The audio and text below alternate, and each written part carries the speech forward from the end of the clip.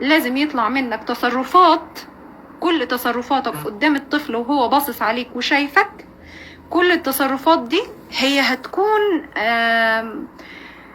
فيها نوع من الأخلاقية، هي هتكون تصرفات أخلاقية لما انت تكون حاطط في وعيك وفي بالك وفي عقلك انه انا طفلي بيتفرج عليا وشايفني ومراقبني ومركز معايا، وكل حاجة انا بعملها هو هيلقطها مني.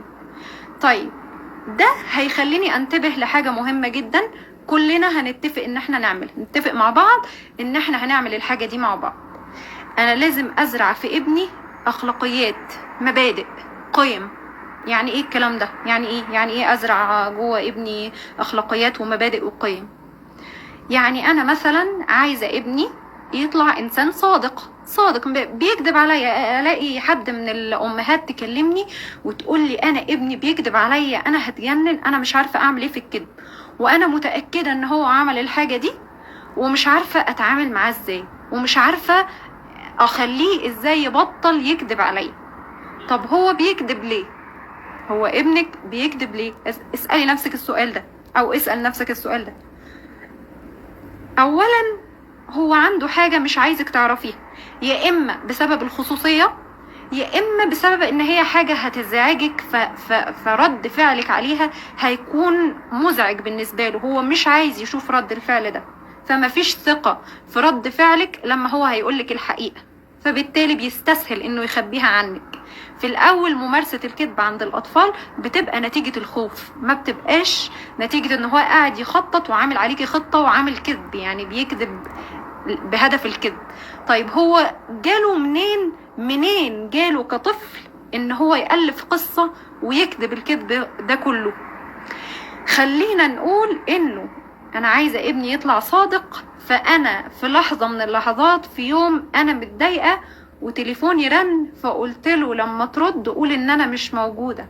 طب هو شافك وانت بتعملي، يعني شافك وانت بتهربي من موقف، او شافك وانت بتحاولي تتفادي موقف بتمارسي الكذب، يبقى معناها ان انت ازاي عايزاه يطلع صادق وانت قدامه بتكذبي؟ يعني لو انت قدامه مارستي الكذب حتى لو في حاجة انت شايفاها بسيطة، خلينا نتفق ان هو مركز معاكي جدا جدا جدا، ولادنا مركزين معانا جدا جدا جدا، فهو شافني انا بكذب، بهرب من موقف او حاجة مضايقاني وانا عايزة اتخلص منها، فبهرب منها عن طريق الكذب، يبقى بالتالي هو هيكتسب نفس التصرف لما يتزنق في حاجة، لما يتحط في موقف عايز يهرب منه هيلجأ للكذب، ومش هيكذب عليكي انت بس. يعني لو هو في يوم نسي يعمل الهومورك او الواجب بتاعه، فراح المدرسة فالمستر سأله انت ليه ما عملتش الواجب، هيألف اي كذبة، لان هو اتحط في موقف، هو شافك في موقف زنقة فلجأت للكذب، فهو لما يتحط في موقف زنقة هيلجأ للكذب. يبقى انا لما اجي اعلم ابني او بنتي قيمة، انا عايزة اعلمه قيمة الصدق، فهعمل ايه؟